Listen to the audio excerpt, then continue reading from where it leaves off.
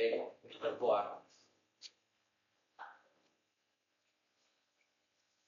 Book of Romans.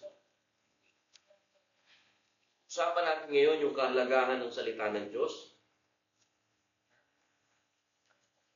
We'll talk about importance of the Word of God. Po, good morning, Reverend Newman and Bert. Umaga po muli sa inyo. Romans chapter number 15, verse number 4, please.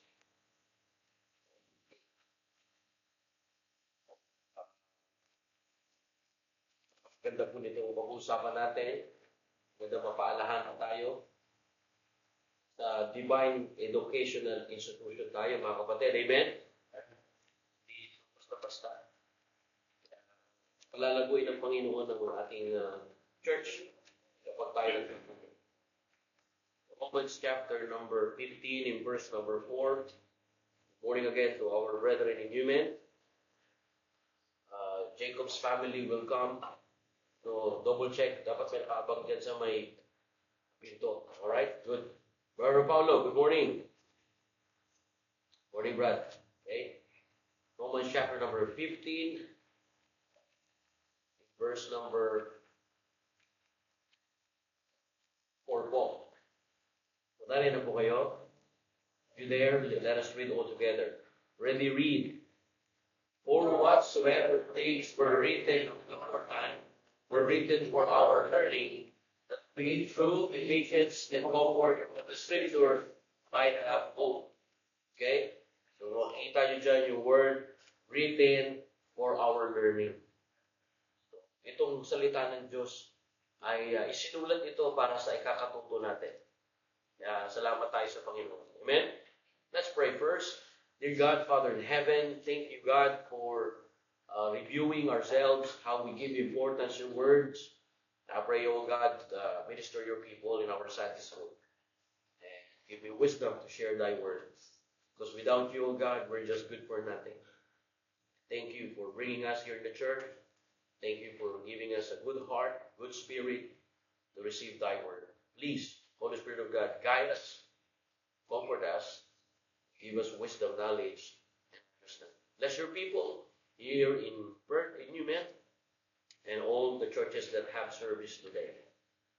Promise, we bring back the glory, for thou art worthy to receive it. In Jesus' name, amen. All right, be seated, please, in the presence of God. So you will find out here, brothers and sisters, the passage of the Word of God.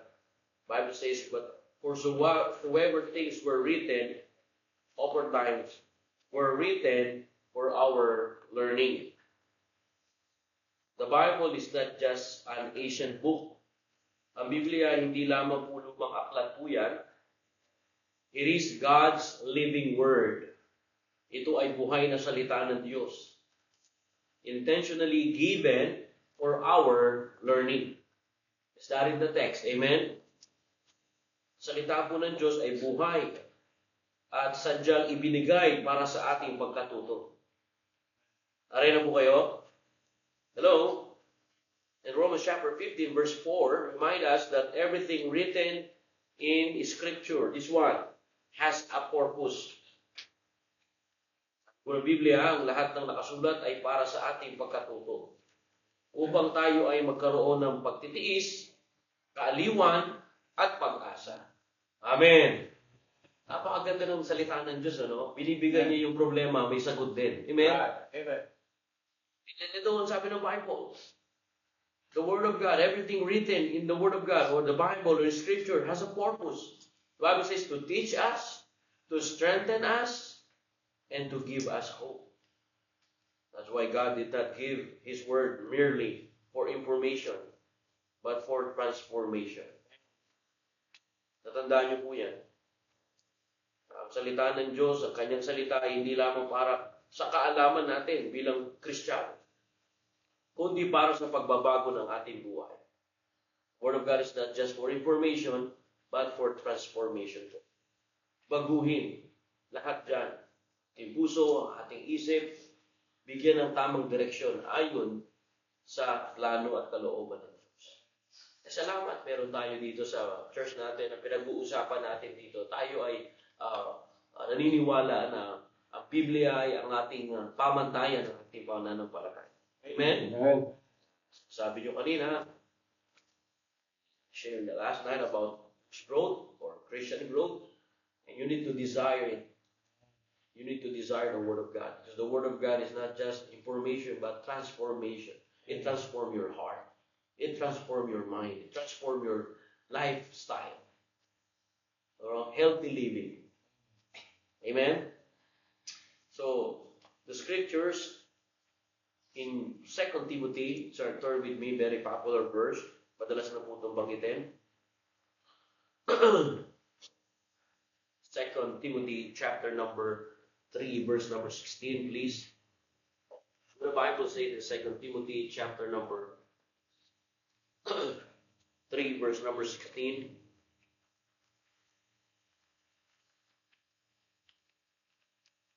Pare na po kayo, basahin din natin muli. Upang kayo po ay kakabasa ng salita ng Diyos. Timothy chapter 3, 2 Timothy chapter 3, verse 16. Let us read all together, church. Ready, read. All scripture is legal by the inspiration of God. It is broken in all my doctrine, for the growth, for action, righteousness. Amen. So makikita niyo po dyan, yung word na inspiration. The word inspiration, pakisulat. Okay? The word inspiration means God breathed. Okay? God breathed. Inspiration means God breathed. Okay? Nasya na kayo, medyo momo tayo ngayon, okay? Hinga. Okay, of course, mabango yun kasi sa Diyos yun eh.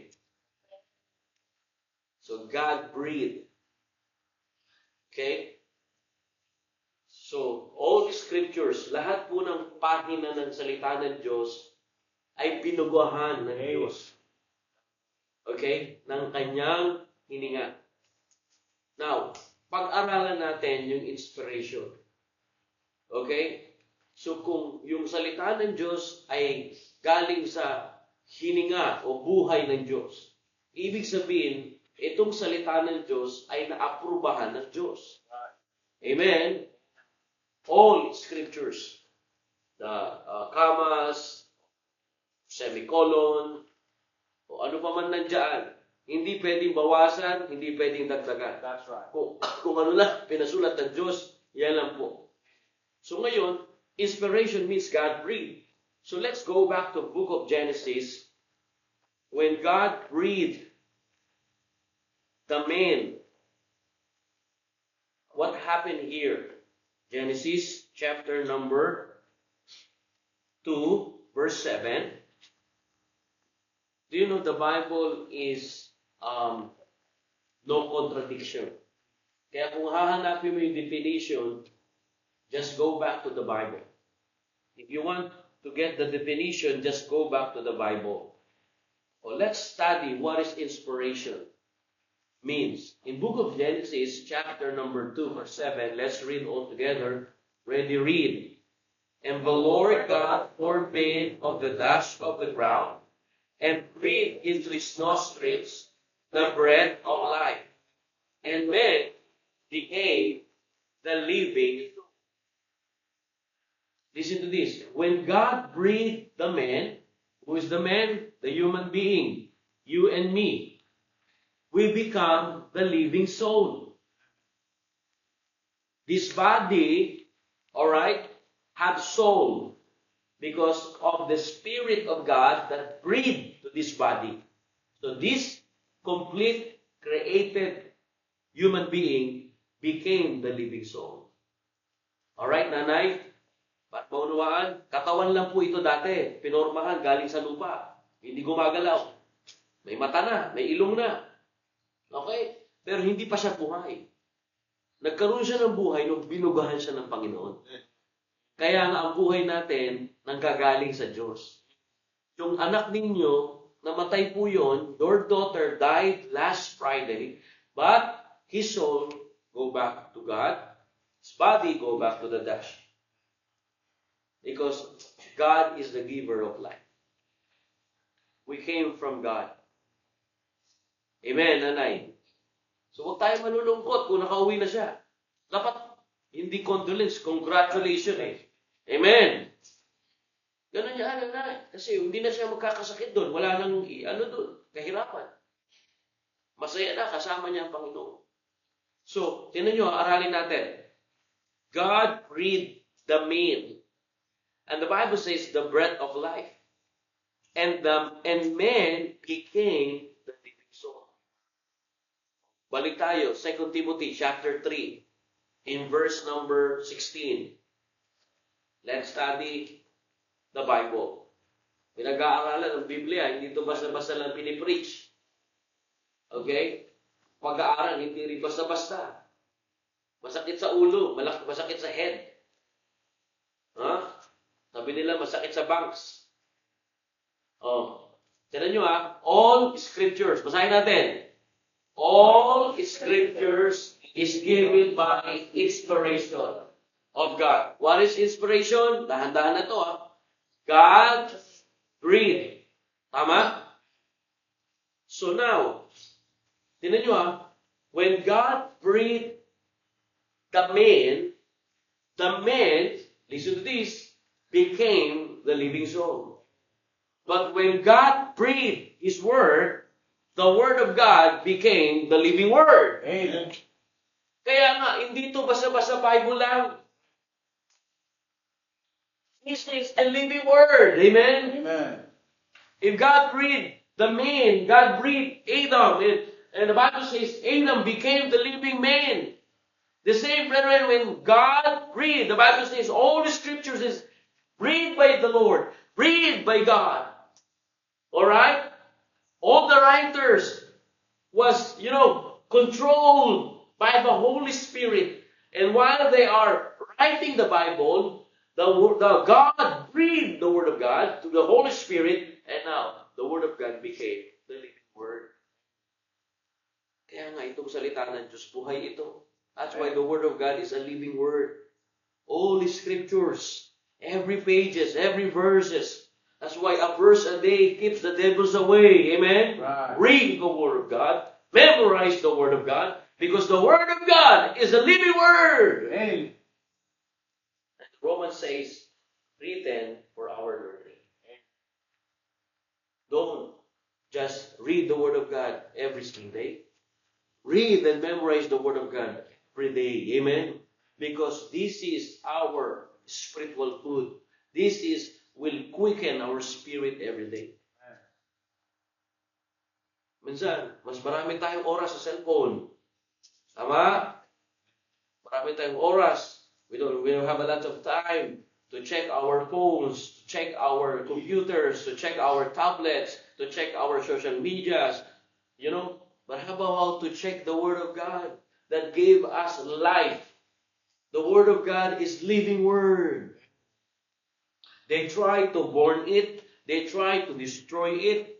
But the Bible says in the book of Isaiah, the grass withereth, the flower fadeth, but the word of God shall stand forever. Amen. Kung yung tao nga, nung binugahan ng Diyos ng kanyang hininga na buhay, ganoon din po pala ang salita ng Diyos. Sabi, lahat na nakasulat ay inspired, binugahan ng Diyos. So, akala natin, pag binasa natin, ganun-ganun lang yun. Pero makikita po natin sa ating binasa, dito sa salita po ng Diyos, kung mapag-aaralan natin, the scriptures are the inspired word of God, meaning God breathed. God breathed His truth through human writers. So, it is our divine educational institution. What we did this morning, we are enrolled in divine educational institution. If you went to the schools or kind of institutions that educates you, God also have educational institution. And that's the church. Amen. And you know, divine educational institution is more important than secular education institution. Pahalagahan itong ginagawa. Hindi basta-basta ito. Oh yeah, tuturuan tayo matuto magmekaniko, tuturuan tayo doon sa eskwela matuto mag-welding o ano pa man para sa ating physical na pangangailangan. Pero paano naman yung spiritual? Dapat balanse. Amen? Kung meron kang napag-aaralan sa pagluluto o pag-mekaniko, pag-welding, dapat din sa salita ng Diyos, meron ka rin alam. Friend, this church is our divine educational institution. You know, teaching us truth, correcting our errors, guiding our decisions, and training us in righteousness of God. Amen? Turuan tayo mamuhay na matuwid. Hindi tayo magiging matuwid kung wala ang Biblia. Yan ang totoo niyan. Hindi tayo magiging matuwid na tao, magiging tapat, magiging maayos na citizen ng lipunan ito kung wala tayong Biblia. Kaya nga yung citizen abiding law o law abiding citizen, they are people of the book. They are people of the Word of God. Sila yung may salita ng Diyos. Kaya nakakahiya kung tayo po meron ng Biblia, tayo pa yung pasaway sa lansangan. May sinabi na dyan, huwag magmadali. Sundin natin yun. Biktima rin ako dyan. Nabangga pa nga ako eh. Oo. Lahat tayo, kaya balik lang tayo sa salita ng Diyos. Okay, number 1, the Scriptures teaches us. Our message will focus on the importance of Scriptures. But number 1, the Scriptures teaches us truth. Very simple, but important. The Scriptures teach us truth. Bible says in Romans chapter number 15, verse 4, for whatsoever things were written aforetime were written for our learning. See, God's Word is our teacher. It reveals who God is. It reveals who we are. It reveals how we should live. Tinan yung tao, hindi bigyan ng importansya yung pagpunta sa simbahan, makinig ng salita ng Diyos. Hanggang ngayon, sila pa rin ang buhay. So, salamat ngayon na ayos ang ating buhay. Amen? Nakikita ko ngayon na ayos ang buhay ninyo. Nakita nyo rin siguro na ayos ang buhay ko. Bakit? Kasi nagtuturo siya ng katotohanan. Hindi tayo naglolokohan, hindi tayo nagsisinungalingan, hindi tayo dishonest sa isa't isa. Nabubuhay tayo sa katotohanan. Amen? Kaya nakakatuwang isipin. Remember, the Bible says, okay, God's Word is our teacher. It reveals who God is, who we are, and how we should live. Sa salita ng Diyos ang ating guro. Pinakikita po nito mga kapatid kung sino ang Diyos, kung sino rin tayo, at kung paano tayo dapat mamuhay. Tinan nyo noon, wala kayong salita ng Diyos, hindi nyo kilala ang sarili. Maraming mga nagpapapalit. Babae, gusto maging lalaki. Yung lalaki, gusto maging babae. Hindi niya alam. Wala nang turo eh. Walang salita ng Diyos. Ganun din tayo mga kapatid. Just like a student cannot pass exams without studying the right material. In the same way, a Christian cannot live rightly without learning God's Word. Amen? Ang estudyante ay hindi papasa kung hindi mag-aaral. Ganun din ang Kristiyano kung walang salita ng Diyos. Brethren, again, bugbugin tayo rito. Again, read your Bible daily, not occasional. Basahin ang kakulangan ng salita ng Diyos. Kakulangan yan ng ating buhay. Alright? Good morning. Basahin ang Biblia araw-araw. Hindi paminsan-minsan. Hello? The Word of God. God's Word is our teacher. It reveals who God is and who we are. Okay? Kaya nga mga kapatid, alam nyo, kung napag-aralan ko ang Biblia, doon ako nagkaroon ng mga tamang desisyon. Kung sino ba ako at kung anong kalagayan ko. Alam niyo po ba ang kalagayan niyo sa Diyos ay special. Huwag niyo liliitin ang sarili ninyo. Hindi tumitingin ang Diyos kung ano yung nagawa mong kasalanan. Ang tinitingnan ng Diyos kung ano ang magagawa mo na matuwid. Kung ang Diyos nga umaasa na mababago ang buhay mo, tapos ikaw hindi umaasa na hindi mababago ang buhay mo. Ang Diyos yun Diyos na yun na may likha sa atin. Pero ang lagi natin pinakinggan, yung bulong ng dyablo. Mahina ka, hindi mo kaya yan. Kaya mo yan sa tulong ng Diyos. Amen? That's why again, turn the scripture in times of pain. Amen? Not away from it. Are you there, church, in you men? If the scriptures, number 1, brothers and sisters, teaches us, I encourage you, apply what you learn immediately. Isa buhay agad ang natutunan. Huwag mong i-delay. Sundin mo agad. Makikita mo ang resulta. Kasi yan po ang salita ng Diyos. Ang salita ng Diyos ang ating guro. Pinakikita nito kung sino ang Diyos, kung sino tayo, at kung paano tayo dapat mamuhay. Okay? Scriptures teaches us truth. Amen? Taray na po kayo. Morning, Brother Neil. Good to see you po. So, when God breathed the man, and the man became living soul, all right? And the Bible says, when God breathed His word, and His word became a living word, the scriptures teaches us truth, but not only that, church, okay? The scriptures, okay, sabi po ng Biblia, maliwanag po, strengthen us through patience and comfort. Romans chapter 15, verse 4. Romans chapter 15, verse 4. Let's go back to the passage that we used. Basahin natin ito at maging pamantayan natin ito.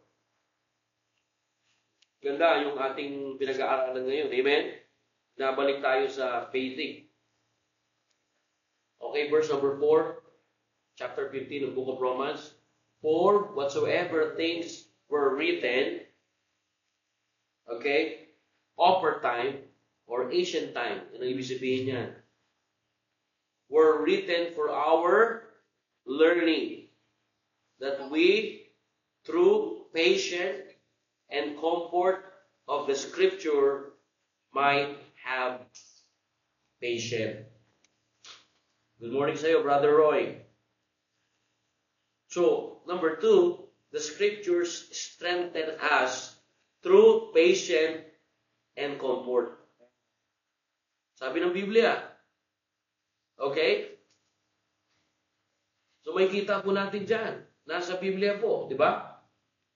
Bible says, it's not just an ancient, it is God's living word, intentionally given for our learning, and strengthen us, and to give us hope. So God did not give His word merely for information, like what I said, but for transformation.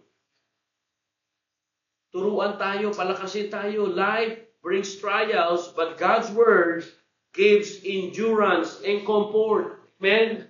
Nanay, namatay ang anak ninyo, walang salita ng Diyos, iyak ka lang na iyak ngayon. Pero nanay, nung napakinggan mo ang salita ng Diyos, na sabi ng salita ng Diyos, ang buhay natin dito, hindi lamang sa lupa, meron pang langit. Amen. So, ibig sabihin, hindi ito nagtatapos. To our brethren in human, nanay, daughter's died last Friday. But praise God, because of the Word of God that preached it to us, we have hope that your daughter, all right, have reunion with you someday. Amen. It gives you a strength. Strengthen us, Nanay. Yeah, I understand you, Nanay. It feel you are so affected and you are so broken. But thank God, the Word of God promised to you, Nanay, you will see your daughter someday. Amen. That's why the Scriptures strengthen us through patience and comfort. Yeah, I understand, Nanay, life brings trials. But God's Word, the Bible says, gives endurance and comfort. Amen. Ang buhay ay may pagsubok talaga. Ngunit ang salita ng Diyos ang bibigay ng lakas at kaaliwan. Di ba napansin ninyo, pagka may salita kayo ng Diyos, nalalagpasan niyo ang pagsubok. Na-overcome niyo. Amen. Dapat po dyan. I remember a person going through grief. Find comfort in promise. Like Psalms 34 verse number 8. Turn with me. Psalms 34 verse number 8. Ito yung mga pangako ng Diyos na magpapalakas sa iyo, Nanay. Maraming pangako ng Diyos sa Biblia. Libo-libo. Basahin lang natin. Kung hindi natin alam, magtanong tayo kay Pastor. Pastor, ano ba mga pangako ng Diyos sa kalagitnaan ng aking paghihirap? Psalms chapter number 34 verse number 18. 34 verse 18. Psalms 34 verse 18. The Bible says, the Lord is nigh unto them that are of a broken heart, and saveth just as be of a contrite spirit. Oh yeah, malungkot tayo. We are broken-hearted, you know. The more you are broken-hearted, the promise of God, if you trust Him, if you depend on Him, He is nigh or closer to you. It's a promise from God's Word. Amen? It's a promise from God's Word. Amen? That's why the Scriptures, the Holy Word of God, Holy Scriptures, strengthen you in patience and comfort. Again, life brings trials, life brings sufferings, life brings brokenness. Thank God for the Word of God gives endurance and comfort. Imagine, God is near to the broken-hearted. Amen? Malapit ang Diyos sa iyo. Pag broken-hearted tayo, mas malapit ang Diyos sa iyo. Pagka hiniwalayan ka ng loved ones mo, naiwan na o namatay man o hiniwalayan ka, mas malapit sa iyo ang Diyos. Hindi ka niya pinababayaan. Hello, are you there? Amen? Yeah. To our brothers and sisters that your family is still in the Philippines. Oh, no, Brother Dave, Sister Bona, because of the Word of God. Man. I met your mother, Brother Dave. I met your mother also, Sister Bona. I met your brethren and sisters there, siblings there, because of the Word of God. And they feel comforted.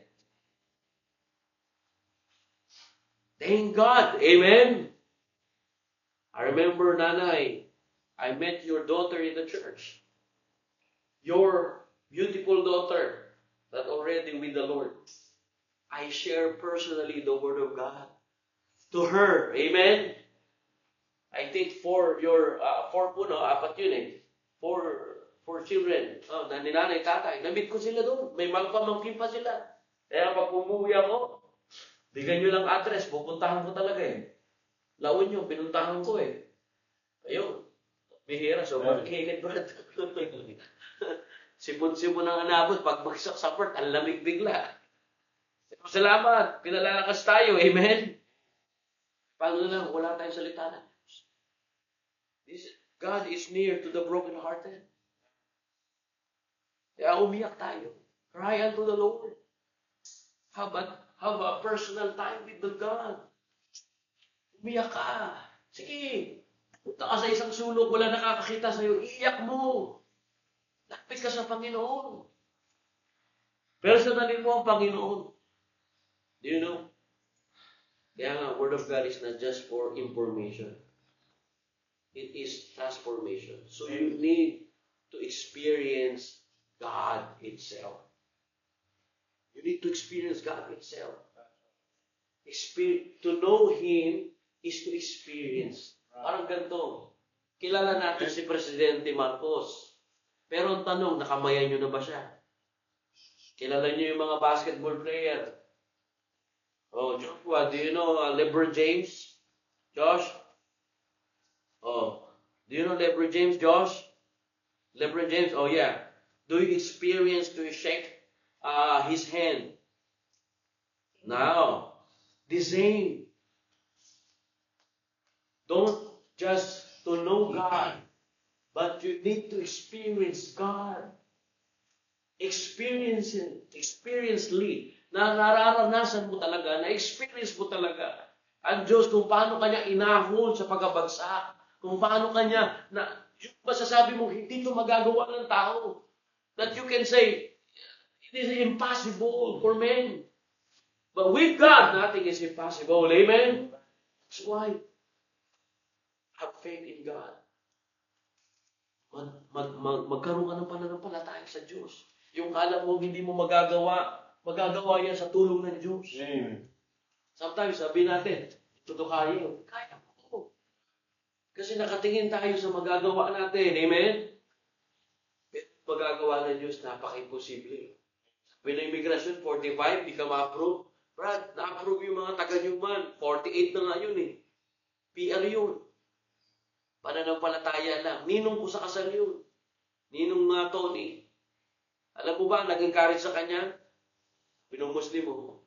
Si Ala, hindi nga ako pinapa-uwi eh. Sabi ni Ninong, buti pa to, may pananampalataya kay Ala. Yung Diyos natin buhay. Buhay ang Diyos natin, Brad. Hello? Brad, buhay ang Diyos natin. Kung ikaw lang titingin sa kakayanan natin, wala kayong magagawa, pero magagawa ng Diyos, kakaiba. Ito ang sinasabi ko, hindi mo lang siya dapat kilala, na-i-experience mo siya. Amen? Sabi natin, hindi magsisimba dito ang asawa ko. Si Sir Casey, mga malayo mo na, katabi mo na asawa mo dyan. Amen? Life brings trials, praise God, but God's Word gave us endurance and comfort. Strengthen us. Bible says, true patience and comfort. I encourage you, church. Encourage the church. Lagi natin balikan ang salita ng Diyos. Turn to Scripture in times of pain. Basa lang ng Biblia. Ito nga, binasa na natin. No? Psalms 34 verse 18, God is near to the brokenhearted. So, bakit ka ba malulungkot kung iniwan ka nila, pero ang Diyos hindi ka iniiwan? Kaya nga tao nasasaktan, ay naaaliw yan sa pangako ng Diyos. Nakatala sa salita na niya. Alam niyo, sa totoo lang, magbalik tayo. Palakasin natin yung salita ng Diyos. Amen? When you feel like quitting, read God's promises before making decision. Amen? Hello? Amen. Replace negative thoughts with the Scripture. Palitan mo. May negative thoughts ka, batuhan mo ng Word of God. May negative thoughts ka, batuhan mo ng memory verse. Amen? Ano naman? Parang gano'n? Batuhan mo ng John 3:16. For God so loved you. Amen? Batuhan. Pray using Bible verses. Ginagawa niyo ba yan? Pag ako nagpipray, I use Bible verses. Pray and use Bible verses. When I pray, Father God in heaven, I remember your word. Your word says in Matthew chapter 6, 33, that you added all things if we prioritize you. Ganun, gamitin nyo. Pag kayo nagpipray, gamitin yung Bible verses. Kaya nga mahalaga, may alam ka. Alam mo pa yung gera sa Middle East, yes, sa Bible verse eh. Basahin natin ang Bible verse. Amen? Pagka may emotional struggle ka, when anxious, meditate on verse like Philippians 4:6, 7. Be not anxious. Oh, do not be anxious. Oh, do not be worried. When you are lonely, remember God's presence in Hebrews chapter 13, verse 5. When weak, claim God's strength. And Isaiah chapter 40, verse 31, that the Lord gave you strength. Kapag nag-aalala ka, may iniisip kang problema, balik ka sa Biblia. Kapag nalulungkot ka, lalahanin, kasama mo ang Diyos.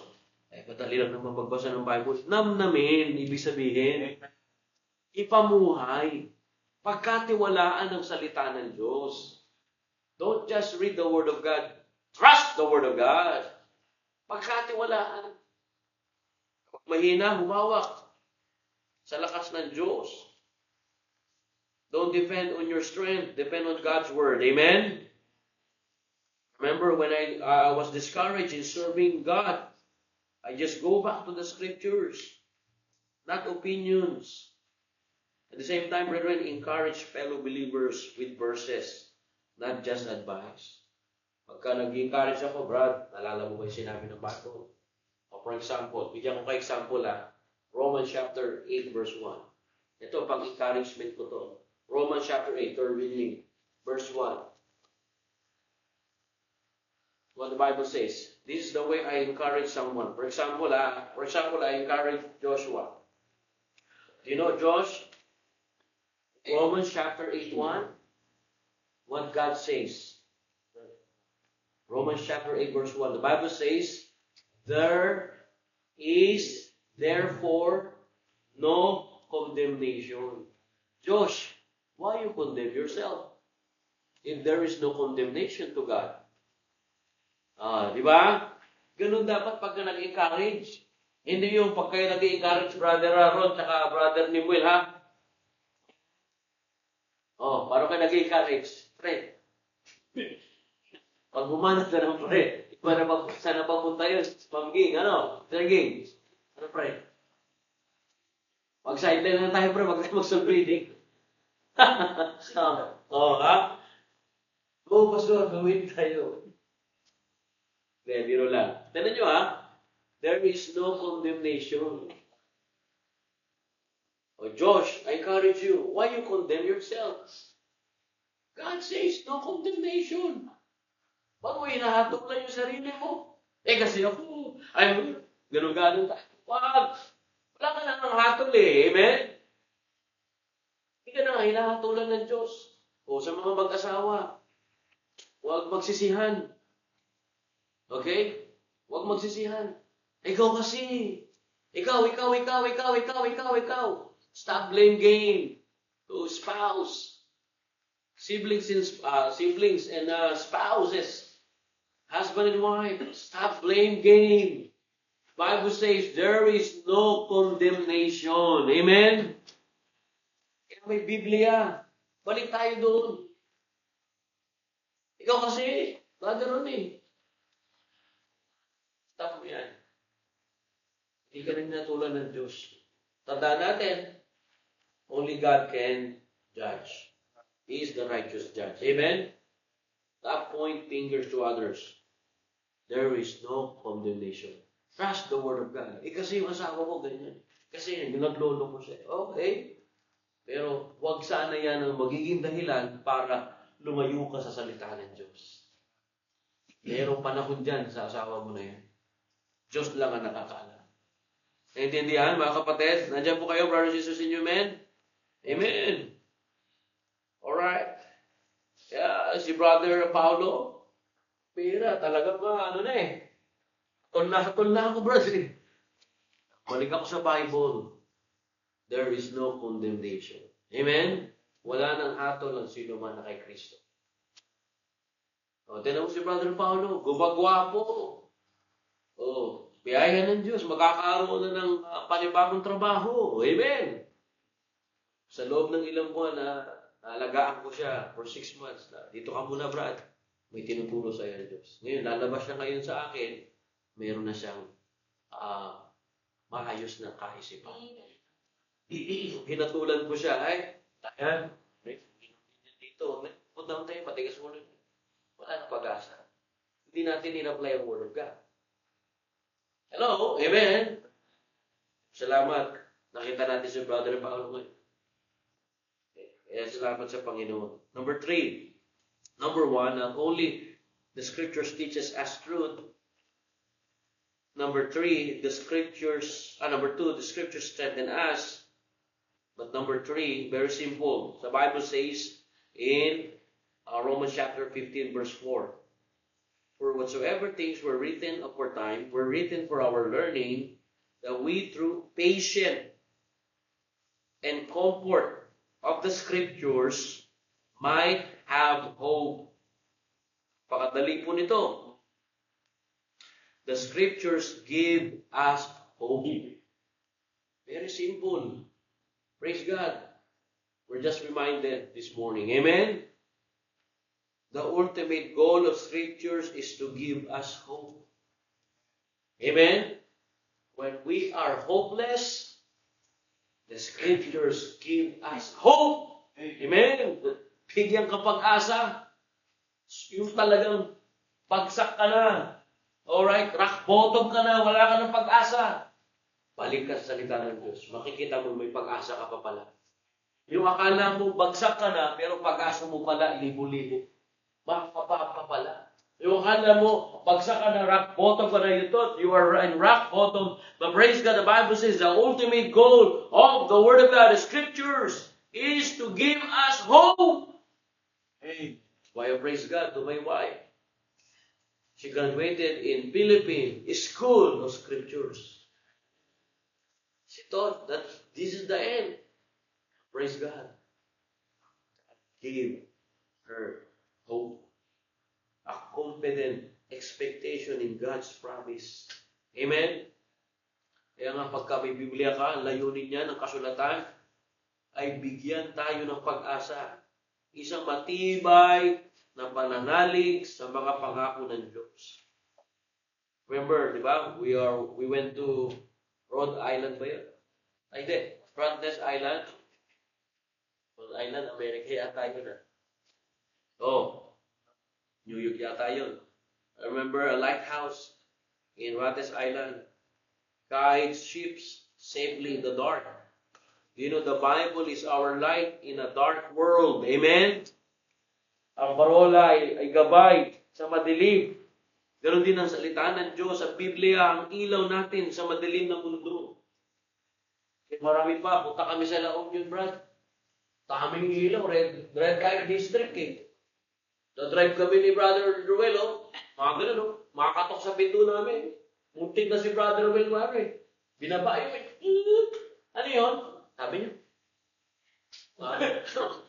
Sa La Union, San Fernando. Dami pala doon. Sabi ko, Bira, Brother Ruel, ka pupunta doon, ha? Tapos ka na pala doon. Huwag ka pupunta doon, ha? Brother Ruel, huwag ka pupunta doon. Madilim. Ko taas mo yung Brother Ruel. Single ka pa naman ngayon. Sinabi ko talaga, Brother Ruel, naalala mo salita ng Diyos, di ba? Oo, nga pala. Tumaas na eh. Buti na lang, automatic yun. Kung hindi automatic yun, ganun sana, no? Habulin yung kamay nun. Ang bilis. Nalapit talaga. Doon pa lang sa lugar nyo, yung maliligo pa lang kami. Di ba, maraming cottage doon. Sabi, wala pa kami sa parking eh. Naghaharap na eh, sabi. Ganun na. Ayaw kami mapuntahin doon sa isang cottage, doon daw gusto niya eh. Lalo na yung patawid kami doon sa San Fernando, sa Union. Red light district eh. Delikado yung mga singular. Talagang kakatokin ka eh. Pagtatandang ng gabi pa to. Oo, matindi. Kaya, I encourage you, brothers and sisters, share the hope of the Bible to others. Amen? Sabi ko kay said to Brother Well, all right. Then they get you, bro. Share the hope to them. Ginawa ni Brother, nilagay ng number. Brother Well, huwag mo lagay ng number. Gospel Tracts, lagay ng number. Kaya huwag nyo lalagay ng number yung Gospel Tracts, ha? Hindi na soul winning yan. Soul making na yan. Ha? Tandaan nyo yan, ha? Ay, nako. Makikita po natin dito, magbibigay siya ng pag-asa. Amen? Don't, don't panic like the world. Stand on God's promises. Okay? Huwag matakot tulad ng mundo. Just, lang tayo, manindigan sa pangako ng Diyos. Like what I said, share the hope of Scripture to those who are lost. Because people don't just need motivation. They need biblical hope. Amen? Hindi sapat yung i-motivate mo lang sila. Kailangan nila ng pag-asa mula sa Diyos, mula sa salita ng Diyos, mula sa maririnig nila. Habang ikaw ay malapit sa kanila, banggitin mo lagi ang salita ng Diyos. Sabihin mo, Brad, ito ang pagkakaintindi ko sa salita ng Diyos. Ito ang sabi ng salita ng Diyos. Yan na yun. Nagtatanim ka na ng pag-asa sa kanila. God use you as a voice of hope. Amen? Boses ka ng Diyos eh. Ngayon, nandito ngayong umaga, konti lang tayo. Pero salamat, kahit konti tayo ang boses ng Perth para mabigyan ng pag-asa ito. Ang pag-asa ay nasa Diyos. Wala nang tatalo dyan. Speak words that builds hope in others. Magsalita ng salitang nagbibigay pag-asa sa iba. Pag-asa, sabihin mo, may pag-asa ka, brother. May pag-asa ka. Let your attitude reflect hope. Amen? Maganda natin pag-uugali. Ipakita ang ugali ng pag-asa. Okay? Hindi takot o negatibo. Amen? Oh, yan si brother, Brother Makmak. May pag-asa ka, Brad.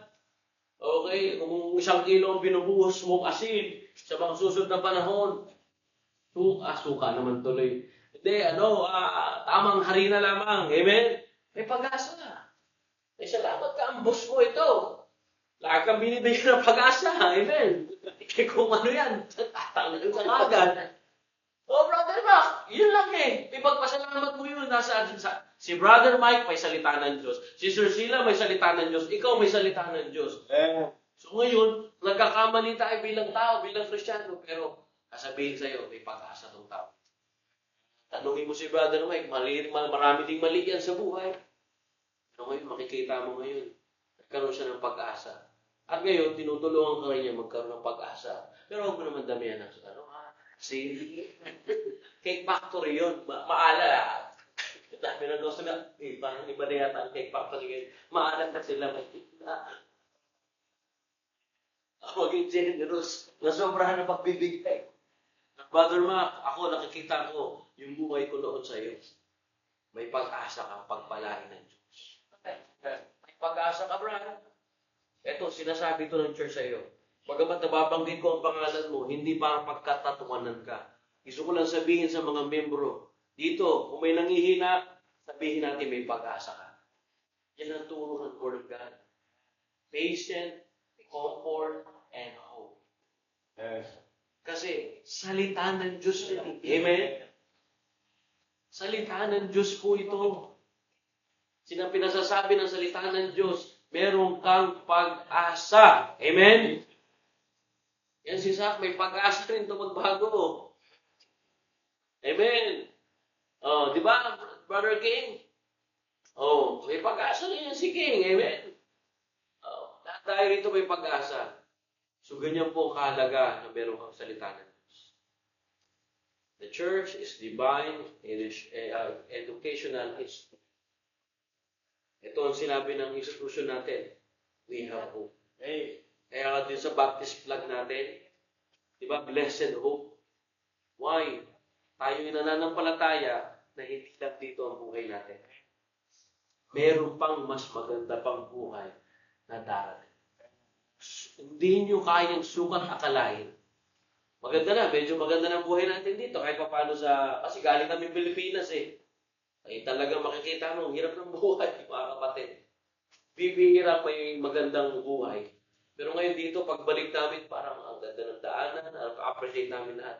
Pero yung buhay nila doon sa Pilipinas, yung buhay natin dito, magiging pantay na yan pag lahat tayo nandun sa lalay. Amen? Sa lahat. Pag-asa tayo, nanay, makikita natin siya. Okay?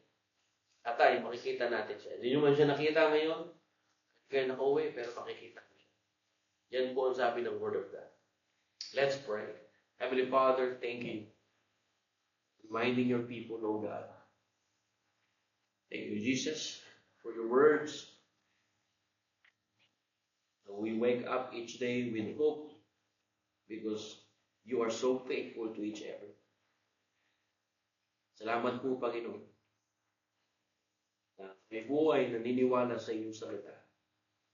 Sabi niyo sa salita, ang inaisulat ang Biblia, isulat ang talatang ito para sa aming katututo, para sa aming pag-asa sa buhay. Thank you, Heavenly Father. Thank you for giving us your word for our learning. Help us not just to hear it, but to understand and apply it in our lives. Strengthen your people, O God. Strengthen us through your promises. Comfort us in trials. And fill us with hope. And may your word guide our decision and transform our hearts. Forgive us in our sins. In Jesus' name, amen. Let's stand up, please, and let's sing one more song.